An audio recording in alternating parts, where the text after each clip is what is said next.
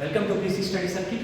పోటీ పరీక్షలకు ఏ విధంగా సన్నద్ధం కావాలి, అందుకు సంబంధించిన సైంటిఫిక్ మెథడ్స్ మనం చూస్తున్నాం. ఈరోజు మరొక రెండు ముఖ్యమైన కాన్సెప్ట్లతో వచ్చాం. మొట్టమొదటి ద పవర్ ఆఫ్ రొటీన్, దినచర్య యొక్క శక్తి.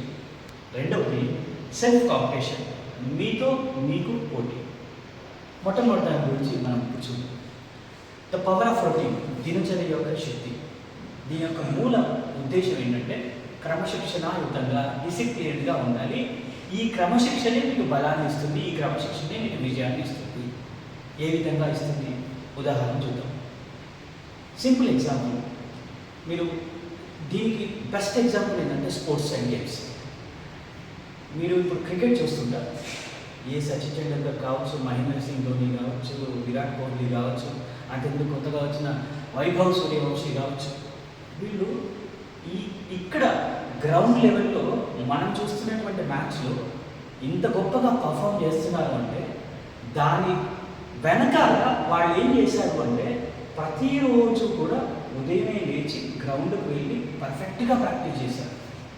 చిన్నతనం నుంచి ఇప్పుడు వైభవ్ సూర్యవంశీ చూసుకుంటే చాలా చిన్నతనంలోనే ఇంత గొప్పగా పర్ఫామ్ చేస్తున్నాడంటే తాను ఎన్ని రోజుల తరబడి, ఎన్ని గంటల తరబడి ఒక సిస్టమేటిక్ మేనర్లో డిసిప్లిన్గా ప్రాక్టీస్ చేసి ఉంటాడు. ఇది తనొక్కరికే పరిమితం కాదు, ఎవరికైనా కూడా. మనము రొటీన్, పవర్ ఆఫ్ రొటీన్ అంటే ఉదయం 5 గంటలకు లేవాలి అంటే 5 గంటలకు లేవాలి. 5 గంటలకు లేచి చదువుతాడు, మనం ప్రాక్టీస్ చేస్తూ ఉండాలి. ఇప్పుడు మనం ఏ విధంగా అయితే వాళ్ళు రెగ్యులర్గా ప్రాక్టీస్ చేయడం వల్ల ఒక వరల్డ్ కప్ని, ఒక ఒలింపిక్ మెడల్స్ని సాధించగలిగే కెపాసిటీని వాళ్ళు పొందుతున్నారో, అదేవిధంగా మీరు కూడా రెగ్యులర్గా అదే విధమైనటువంటి ప్రాక్టీస్ని కనుక మీ జీవితంలో భాగంగా చేసుకుంటే రేపు ఒక ఐఏఎస్ కావచ్చు, ఐపీఎస్ కావచ్చు, ఒక ఉన్నత ఉద్యోగాన్ని పొందగలుగుతారు. ఇది దినచర్య యొక్క శక్తి అన్నమాట. తర్వాత సెల్ఫ్ కాంపిటీషన్. చాలామంది ఏం చేస్తూ ఉంటారు, ఇతరులతో పోల్చుకుంటూ ఉంటారు, పక్క వాళ్ళతో పోల్చుకుంటూ ఉంటారు. మీ పోటీ ప్రపంచం ఎంతవరకు ఉంటుంది? ఉదాహరణకు మీరు ఒక కోచింగ్ సెంటర్కి వెళ్ళి కోచింగ్ తీసుకుంటే అక్కడి వరకైనా వాళ్ళతోనైనా మీకు పోటీ. ఇది సరి అయినటువంటి విధానం కాదు. మరి పోటీ అనేటటువంటిది ఎలా ఉండాలి? ఎప్పుడు పక్క వాళ్ళతో పోటీ పడాలి. చాలామంది జీవితంలో కూడా చూద్దాం. ఇప్పుడు సోషల్ మీడియా వచ్చిన తర్వాత అసలు ఈ ఫేస్బుక్లు, వాట్సాప్లు, ఇన్స్టాగ్రామ్లు ఇవన్నీ ఏ ప్రిన్సిపల్ మీద నడుస్తాయో తెలుసా? People are more interested in others lifes.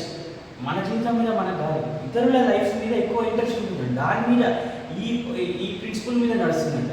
అంటే వాళ్ళు ఏదో కొనుక్కున్నారని మనం కొనుక్కోవడం, వాళ్ళు ఏదో బయటకు వెళ్ళారని మనం వెళ్ళడం, వాళ్ళు ఎక్కడికో వెళ్ళారని మనం వెళ్ళడం, వాళ్ళు ఏదో చేశారని మనం చేయడం. ఇలా ఒకరిని చూసి ఒకరు, అంటే కాంపిటీషన్ అనేది వేరే వాళ్ళతో. ఇప్పుడు మనం ఆడానితో అంబానీతో మనం పోటీ పడగలుగుతామా?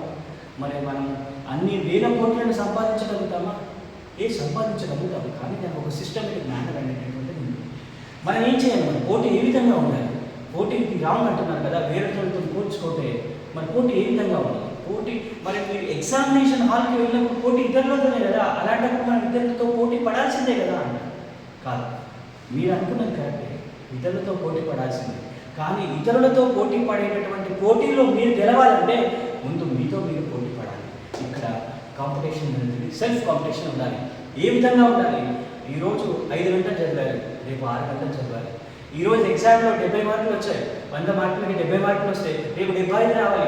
నెక్స్ట్ ఎగ్జామ్లో 80 రావాలి, నెక్స్ట్ ఎగ్జామ్లో 85 రావాలి, నెక్స్ట్ ఎగ్జామ్లో 90 రావాలి, నెక్స్ట్ ఎగ్జామ్లో 95 రావాలి, నెక్స్ట్ ఎగ్జామ్లో 100 రావాలి, 100కు 100 రావాలి.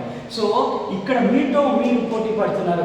ఎప్పుడైతే మీతో మీరు పోటీ పడుతున్నారో ఒకనొక దశకు చేరుకునే వరకు మీతో పోటీ పడడానికి ఇంకెవరు ఉండరు అనమాట. You will be the top.